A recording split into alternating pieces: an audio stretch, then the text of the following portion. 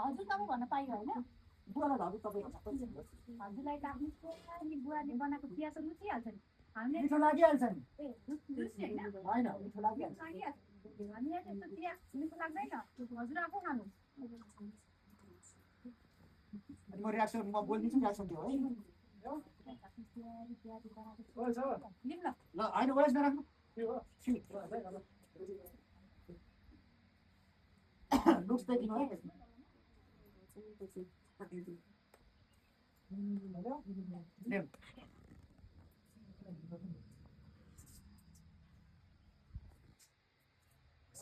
accept हजुरलाई त आफ्नो प्यारी बुवाले बनाएको चिया मिठो लागिहाल्छ नि हामीलाई त मिठो लाग्दैन हजुर आफै खानुहोस् यो चिया मिठो नलागे खान मन त्यतै हेरेर रियाक्सन त्यतै रियाक्सन मिठो नलागे खान मन नलागे खान भन्नु नि त्यसरी फाल्ने हो ओके भयो त भयो फालिदिँदा एक कप चिया के भयो त तपाईँलाई रिस उठ्यो त्यो है भयो त भयो खालिदिए एक कप चिया हजुरलाई रिस उठ्यो के भयो त हजुरलाई रिस उठ्यो भयो त भयो खालिदिए एक कप चिया के भयो त हजुरलाई रिस उठ्यो बस